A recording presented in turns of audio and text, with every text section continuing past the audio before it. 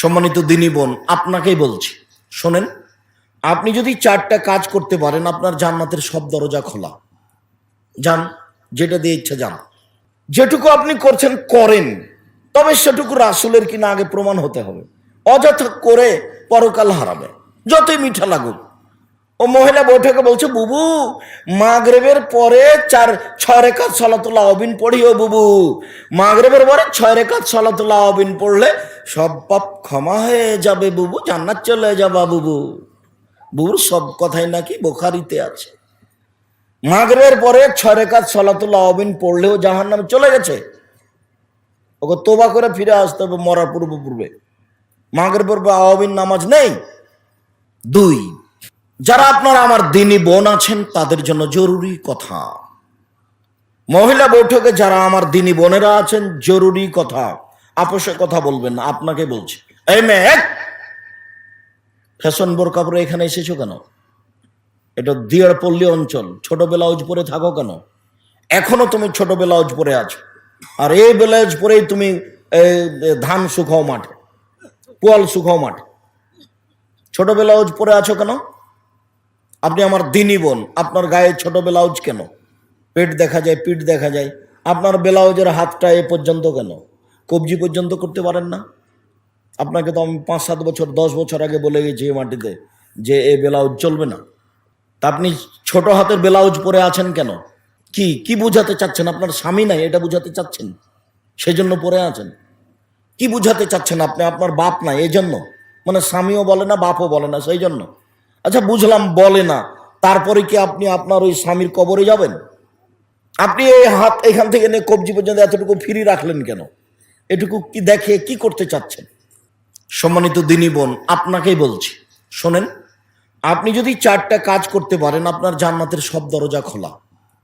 যান, যেটা দিয়ে ইচ্ছা যান। দেখেন, 1 সল্লত খামসাহা, 5 ওয়াক্ত সালাত আদায় করলো। আপনি যদি 5 ওয়াক্ত নামাজ পড়েন, 1। 2 সমাদ শাহরাহা, রমজান মাসের সিয়াম পালন করলো। আপনি যদি রমজান মাসের রোজা থাকেন। 3 আতাত বালাহা, স্বামীকে মেনে চলেন, স্বামীকে মেনে চললো। 4 আহসানাত ফারজাহা, জেনায় লিপ্ত হলো না, অশ্লীল কাজ করলো না। এই 4টা কাজ যদি আপনি করতে পারেন, তাহলে জান্নাতের সব দরজা খোলা।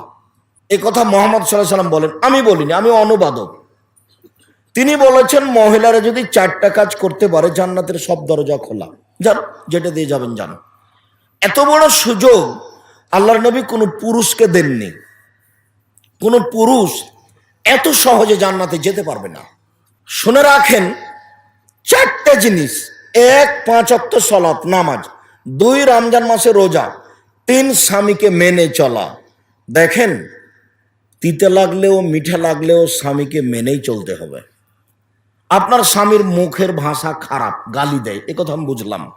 সময়ে সময় আপনাকে মারে, এমনিতেই তরকারি একটু লবণ বেশি হয়ে গেছে, লাফ দিয়ে মারতে যাচ্ছে ভাতের থালি রেখে। এখন আপনার স্বামীর স্বভাব খারাপ, কি করবেন? ধৈর্য ধারণ করে মেনে নেন। আমি আপনার দিনী ভাই হিসাবে আপনাকে মেনে নেওয়ার জন্য অনুরোধ জানাচ্ছি। আপনি প্রতিবাদ করবেন না, মুখ খুলবেন না, সংসার ভালো হবে। মারুক, গালি দেখ, নিন্দা করুক, যাই করুক, আপনি মেনে নেন। শেষ পর্যন্ত যদি নাই মানেন, তো তার সাথে কথা বলা বন্ধ করে 2 দিন 3 দিন 5 দিন 7 দিন থাকবেন। এই সংসার চলবে না, দরকার নেই। তাহলে আপনি খোলা তালাক করে নেন যে আপনার সাথে আমি সংসার করব না, গেলাম। চেয়ারম্যান মেম্বারকে গিয়ে বলেন যে আমার স্বামীর সাথে সংসার করব না, বিচ্ছিন্ন করার ব্যবস্থা করে দেন, আমি গেলাম, কোনো সমস্যা নেই। আপনার স্বামী কোটি টাকা যদি ইনকাম করে, সবচেয়ে যদি ভদ্র হয়, আর আপনার কাছে যদি ভালো না লাগে, আপনি কালকে চলে যেতে পারেন। কিন্তু এই সংসারে থাকবেন, আর 1 গ্লাস পানি চাইলো, তখন 1 গ্লাস পানি নিয়ে সামনে ঠ্যাকস করে রেখে দিয়ে দিকে মুখ করে চলে যাবেন। এসব ঢং বাদ দিতে হবে। কথা বলতে হবে, হাসি মুখে কথা বলতে হবে। তিতা লাগলেও বলতে হবে, মিঠা লাগলেও বলতে হবে, খারাপ লাগলেও বলতে হবে। আপনাকে না স্বামী গালি দিচ্ছে, এটা বুঝে নিলাম, তার মুখ খারাপ, এটা বুঝে নিলাম। এখন বলেন যে এটা আমার তাকদির, এটা আমার ভাগ্য, আমাকে এই সংসারে থাকতে হবে। আপনাকে কথা বলে, তাকে ভালোবেসে তার সাথে সংসার করতে হবে হাসি মুখে। যদি না হয় তাহলে সংসার বাদ দেন। তিতা লাগলেও মিঠা লাগলেও স্বামীর সাথে থাকতে হবে, হাসি মুখে থাকতে হবে, কথা বলে থাকতে হবে, জান্নাত হবেই। 4, জেনায় লিপ্ত হয়ে থাকলে, যদি জেনা ঘটে গেছে তাহলে তোবা করেন, আপনি ভালোর মধ্যে চলে যাবেন। তোবা করলে যে পাপটা হয়ে গেছে ওই পাপটা আল্লাহ নেকি দিয়ে পূর্ণ করে দিবেন। তো আল্লাহ বলছেন আপনি তোবা করেন। আর এই বৈঠকে যত পুরুষ নারী আছি সবাকে একটা কথা বলছি, শোনেন। আজ থেকে যদি মোবাইলে প্রেমের গল্প বন্ধ করতে পারেন, জেনা বন্ধ করতে পারেন, তাহলে আল্লাহ আপনাকে জান্নাতুল মাওয়া দিবেন। এটা আল্লাহর ওয়াদা। আল্লাহ তাআলা বলেন, পৃথিবীর মানুষ শুনে রাখো, তোমরা যদি অশ্লীল কাজ, জেনার মতো কাজকে বন্ধ করতে পারো, আমি আল্লাহ তোমাদেরকে জান্নাতুল মাওয়া দিয়ে দিলাম। এটা আমার ওয়াদা, এটা আমার অঙ্গীকার। পৃথিবীর মানুষ, তোমরা যদি অশ্লীল কাজ বন্ধ করতে পারো, আমি তোমাদেরকে জান্নাতুল মাওয়া দিয়ে দিলাম। এটা আমার ওয়াদা, এটা আমার অঙ্গীকার। আপনি জেনা বন্ধ করেন, আপনার জন্য জান্নাতের সব দরজা খোলা। সম্মানিত দিনী বোন, আপনার সাথে জড়িত কথার সাথে আর একটা কথা, ভালো মহিলা হওয়া যায় 3টে পদ্ধতিতে। 1, স্বামীর সাথে কথা বললে হাসি মুখে বলতে হবে। 2, স্বামী আদেশ করলে পালন করতে হবে। 1 গ্লাস পানি চেয়েছে, তখন আপনি বলছেন ওখানে তো গিলাস আছে, একটু ঢেলে নাও।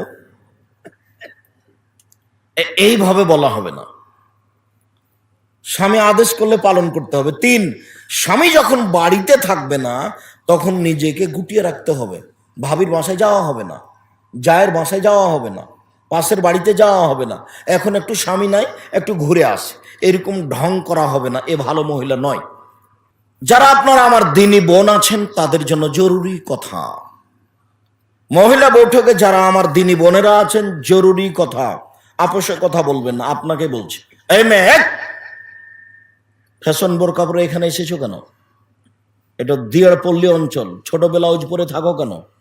এখনো তুমি ছোট ব্লাউজ পরে আছো, আর এই ব্লাউজ পরেই তুমি ধান শুকাও মাঠে, পোয়াল শুকাও মাঠে। ছোট ব্লাউজ পরে আছো কেন? আপনি আমার দিনী বোন, আপনার গায়ে ছোট ব্লাউজ কেন? পেট দেখা যায়, পিঠ দেখা যায়, আপনার ব্লাউজের হাতটা এ পর্যন্ত কেন? কবজি পর্যন্ত করতে পারেন না? আপনাকে তো আমি 5-7 বছর 10 বছর আগে বলে গেছি এই মাটিতে যে এ ব্লাউজ চলবে না। তা আপনি ছোট হাতের ব্লাউজ পরে আছেন কেন? কি কি বুঝাতে চাচ্ছেন? আপনার স্বামী নাই এটা বুঝাতে চাচ্ছেন, সেজন্য পরে আছেন? কি বুঝাতে চাচ্ছেন আপনি? আপনার বাপ নাই এই জন্য, মানে স্বামীও বলে না, বাপও বলে না, সেই জন্য? আচ্ছা বুঝলাম বলে না, তারপরে কি আপনি আপনার ওই স্বামীর কবরে যাবেন? আপনি এই হাত এখান থেকে নিয়ে কবজি পর্যন্ত এতটুকু ফ্রি রাখলেন কেন? এটুকু কি দেখে কি করতে চাচ্ছেন? সম্মানিত দিনী বোন, আপনাকেই বলছি, শোনেন। আপনি যদি 4টা কাজ করতে পারেন, আপনার জান্নাতের সব দরজা খোলা। যান, যেটা দিয়ে ইচ্ছা যান।